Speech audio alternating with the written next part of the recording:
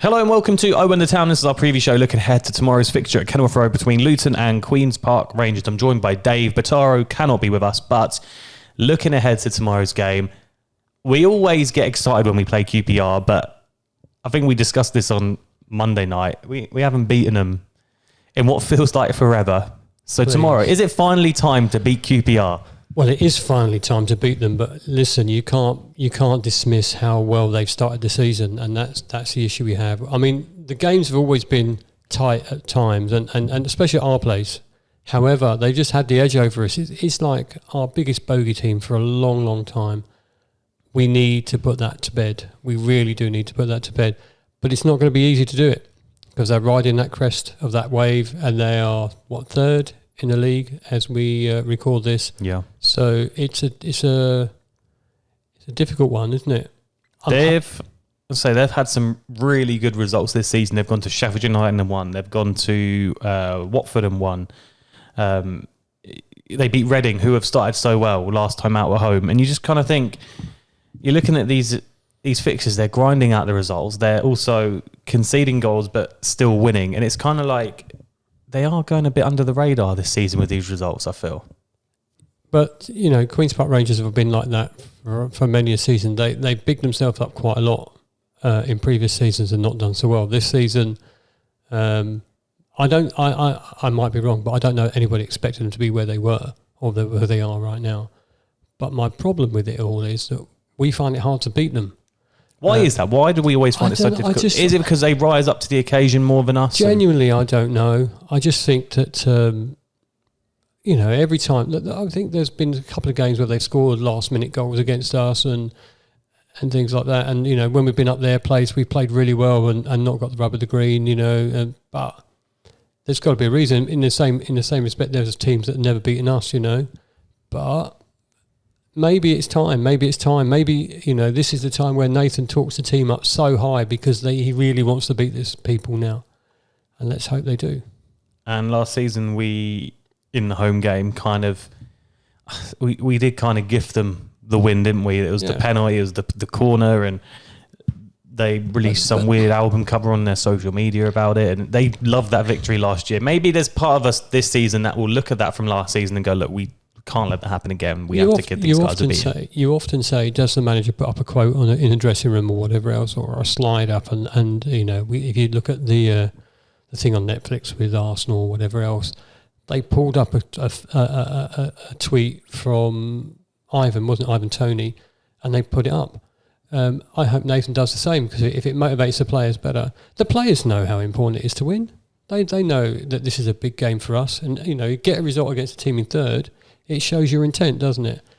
But it's not going to be easy. Queen's Park Rangers this year seem to be on a bit of a roll, and who's not to say that they won't be up there at the end of the season. Well, of our home form this season, it's going to be an interesting encounter. Will we get our second home win of the season? Can we finally beat QPR?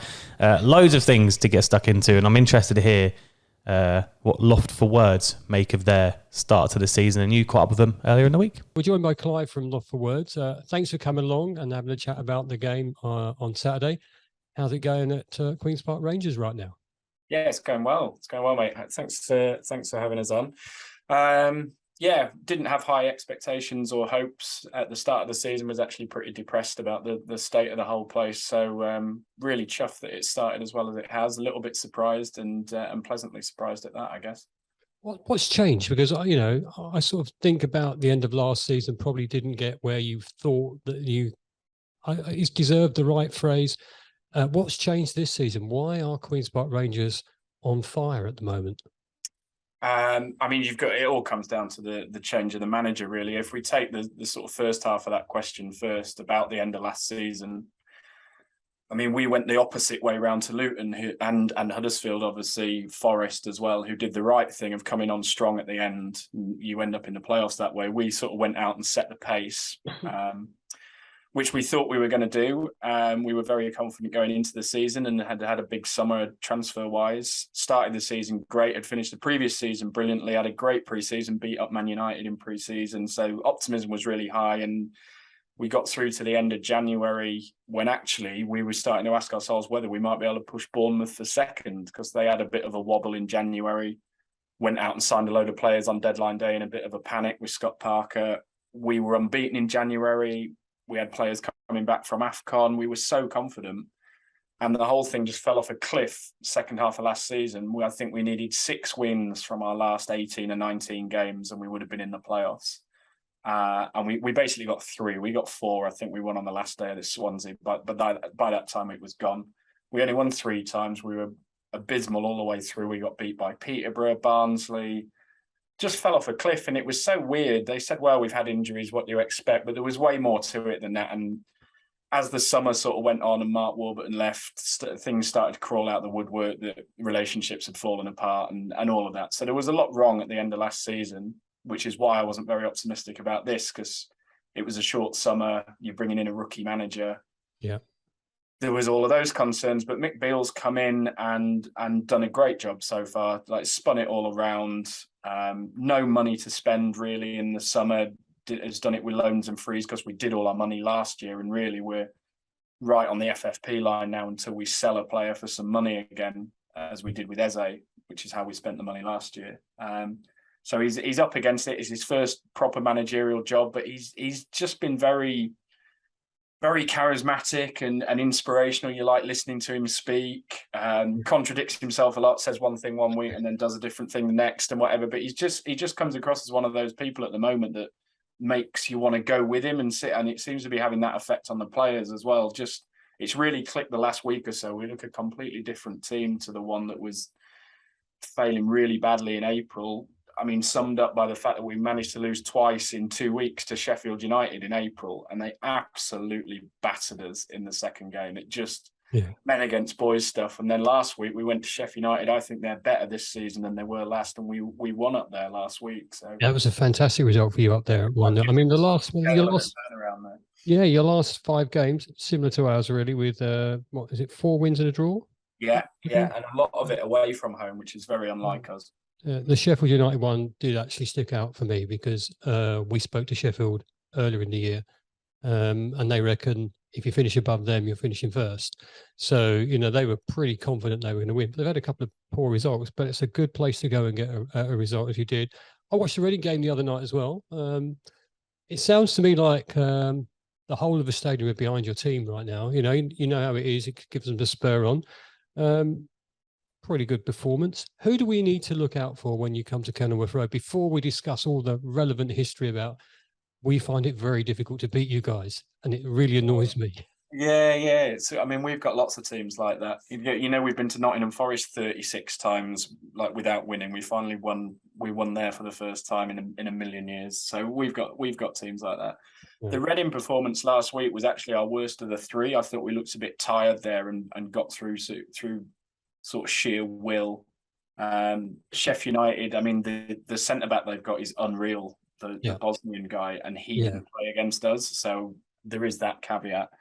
I mean, the star sort of players, we've got 2 10s that play behind the strikers, Chris Willock and Ilias Chair, who I think are 2 of the better players in the league. Certainly Willock is.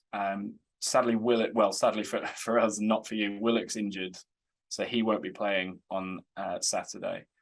And then we've got rid of our crusty old fullbacks that were sort of Warburton fanboys, Odebajo and Lee Wallace, and replaced them with Ethan Laird on loan from Man United, who I just don't think really has any business playing in the Championship at the moment. I can't really believe he's with us. Something's gone wrong there. Right. And Kenneth Parley, we've got from the Dutch league, and he's settled really well and playing well. So we attacked sort of from fullback and into the 10s, but like I say, Willock's injured. So those are sort of 4 to look out for, I guess. Do you think when QPR come to Kenilworth Road, obviously it's going to be a full house because, you know, it doesn't take much to fill our ground, but it'll be full. It'll be really vocal from both sets of supporters, I'm sure. Do you think they're going to come down and sit back, or do you reckon they're just going to go for it? We haven't done a lot of sitting back under Beale. He's very... Not like I thought we were quite negative a lot towards the back end of last season. We were playing sort of negative, safe football, and I didn't think we played very well at Luton at all. I remember sitting there at half time, 1-0 down at Luton, should have been 2 or 3, and if you told me at that point that we ended up winning 2-1, I just would have laughed at you. And to be honest, by the time it got to the end of the game, I was still not quite sure How it happened. How it happened. So, yeah, nor were we actually, if I'm honest with that one. yeah, I mean, at that point we were playing with a back three, like I said, the old fullbacks, Jeff Hendrick passing sideways and backwards in midfield, and it was only really when we brought Amos and Willock on in that game that we started to play a little bit. Whereas it's the opposite now. It's very sort of front foot, the 2 10s and a striker and midfielders joining in and fullbacks joining in. So we haven't done a lot of sitting back so far, and I'd be surprised if that started on Saturday. Could make up for an exciting game if we both play to our full potential. Early kickoff, that shouldn't affect anyone apart from how long you get in the pub beforehand. You're coming down, I'm hoping? Yeah. I mean, obviously the ticket allocation at Luton is not terrific, and we're looking forward to you guys getting the new stadium, as I'm sure you will. But yeah, I'm one of the lucky few with a ticket. Brilliant. And so if you had to put yourself on the line with a prediction, I know it's when you ask these questions, you know you're going to be partisan. So I know you'll be honest. I know you want Queen's Park Rangers to win. So what do you reckon the score might be? My predictions are really terrible. Like my website people will tell you this, but I'm going to put. I know already. I think I'm going to put 1-1 in the preview, which I don't think would actually be that bad a result for either team, to be honest. So yeah, I'm going to go for a 1-1. I'm slightly concerned because I know Luton didn't start the season very well, but I think you're a good shout for the top 6 again. I put that in my season preview that I thought Luton would make the top 6 again. I don't think that last season was flash in the pan by any means, and I think you signed some good players in the summer. So I'm sort of wary of Luton. I know we've got this good record against Luton, but I don't particularly enjoy the trip or playing you, and I quite rate your team at the minute. So I think if you did offer me 1-1, I'd probably shake your hand and not come. We are playing well. So I guess I need to get out of the mindset of the last 3 months of last season where it was just constantly going to QPR and watching them fall in a hole, and get into this Mick Beale mindset of we shouldn't fear anybody. Let's get on the front foot and give it a go. So yeah, but at the moment 1-1. Right. Well, I'm genuinely hoping that we literally bust that bogey team that we've got with you guys. I mean, I've seen some cracking games between both our teams, but we always come out on the wrong side of them, except for a couple. So I actually did preview and thinking I'm hopeful. My hopeful side of me and my really hopeful side of me says I want to win 2-0 because that will just put a marker up for us as well. But not losing would also be a result, really, because again, we've got to look where you guys are in the table. 3rd in the table on goal difference only, same points as Sheffield and Norwich. I mean, you're in the mix. So yeah, I mean, Willock being injured might be the sort of the key for you. I know we got through Reading without him, but he is very important. Like I think Willock's one of the best sort of 5 players in the league. So if you've got a chance, maybe that's it. Well, listen, it's been fabulous chatting to you. Have a safe journey down. It's quite an easy one from London, isn't it? On the train. Yeah, it is. Yeah. Enjoy yourself. Hope you have a great day. And dare I say it, let's hope that one of us is very happy. Let's take a draw. Take a draw, I'm telling you. Well, I'm definitely now looking forward to tomorrow. It's interesting as well, just hearing how positive QPR have been this season. And like we said earlier, all the talk this season, you're coming into it's about Burnley, it's about Watford, it's about Sheffield United, and it's like QPR weren't really spoken about, and now they are kind of sneaking up, and maybe now is a reason to be spoken about. I think when you look at QPR, maybe they suffer a bit like we do. People overlook them all of the time. They've been down there for a while, but maybe it's their turn to go up. I'm confident that we'll give them a good game. Am I confident we can beat them? No, but I hope we can. It's disappointing when you don't. It's time for us to win. It's time for us to win. Time to win. No, it is, because at the end of the day, there's got to be a change in that luck at some point, hasn't there? We can't not beat them all of the time. But again, not losing is the first priority. It's important for us though if we just take away who we're playing, and even the fact we've got Watford in a couple of weeks, that we do get our home form back on track. And with something we said on the podcast on Tuesday, that at the moment, away from home, we seem to be doing fine and brilliant, and we're picking up 3 points and clean sheets and everything. But at home is where our issues lie at the moment, and we can't put a finger on why. So it's important for us, no matter who we're playing, that tomorrow we get back on track. But don't you want to go to the game, Kenny, and enjoy the game first off? get the result, but enjoy the game and see how well the team is playing. And it's frustrating that we haven't put to bed other teams when we know we've been miles better than they have been on the night or on the day. So I'm hoping that we come out the starting blocks quick. We get an early goal. That QPR have to chase the game, and then we get a couple more. Because we haven't beaten them for a long, long time. We haven't beaten them for a long, long time.